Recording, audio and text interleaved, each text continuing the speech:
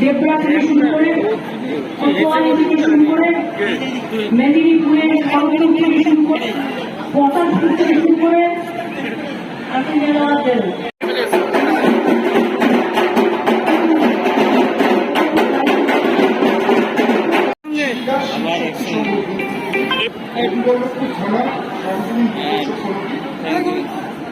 আমরা যেরকম প্রত্যেকবার দুর্গাপুজোয় ব্যবস্থা থাকে, ট্রাফিক পুলিশ এবং জেলা জুড়ে যে পুলিশি টহলদারি সেটা থাকবে। আপনারা দেখেছেন গতকালই আমরা পিঙ্ক মোবাইলের সূচনা করেছি, যেখানে মহিলাদের দ্বারা পরিচালিত পুলিশ পেট্রোল ভ্যানগুলো ঘুরবে এবং আমরা আশা করছি যে গোটা দুর্গাপুজো জুড়েই মানুষকে যে পুলিশি পরিষেবা সেটা দিতে পারবো। সকলকে দুর্গোৎসবে শুভকামনা। Thank you. মহালয়া তিথি আজকে মাননীয় মুখ্যমন্ত্রী আমাদের পূর্ব মেদিনীপুর জেলার 15টা পুজো আজকে উনি উদ্বোধন করলেন। আজকে আমরা সবাই আদি তাম্রলিপ্ত সার্বজনীন দুর্গোৎসব কমিটিতে আমরা রয়েছি। আজকে সব পূর্ব মেদিনীপুরবাসীকে বলবো শুভ মহালয়া, সবাই ভালো থাকুন, সুস্থ থাকুন। আজ থেকে মাতৃপক্ষ শুরু হচ্ছে।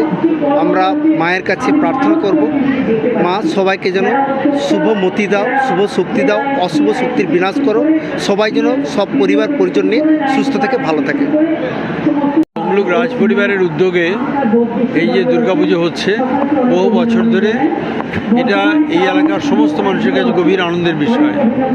যখন কোনো জায়গাতে কোনো পুজো হতো না তখন এরা পুজোর সূত্রপাত করেছিলেন এবং সেই পুজো লক্ষ লক্ষ মানুষ দেখতে আসতেন তখন, কারণ নানা জায়গায় তখন পুজো হতো না এবং সেই পুজোর জন্য, আরাধনার জন্য, পুষ্পাঞ্জলি দেওয়ার জন্য মানুষ ছুটে ছুটে আসতেন দেখবার জন্য এবং এই ঐতিহ্যকে ত্রিপুরা ধরে রেখেছে এবং এটাকে ক্রমাগতভাবে আরও সুন্দর করে তুলছে।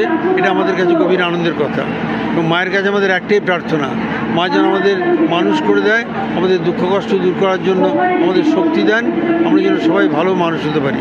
সবাইকে নমস্কার। আজকে ভার্চুয়ালি মুখ্যমন্ত্রী উদ্বোধন করলেন, আমরা পুজো এর আয়োজন করেছে, আজকে কি বলবেন?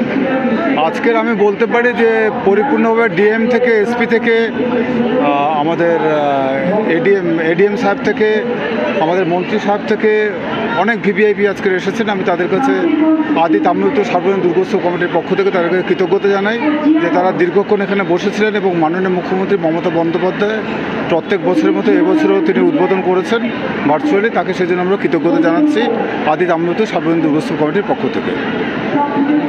কী কী অনুষ্ঠান আছে? আমাদের সাংস্কৃতিক অনুষ্ঠান আছে, এছাড়াও আমরা আমাদের পুজোর কিছু খরচা বাঁচিয়ে আমরা বন্যার ত্রাণে সেই টাকাটা মুখ্যমন্ত্রীর তহবিলে দান করব।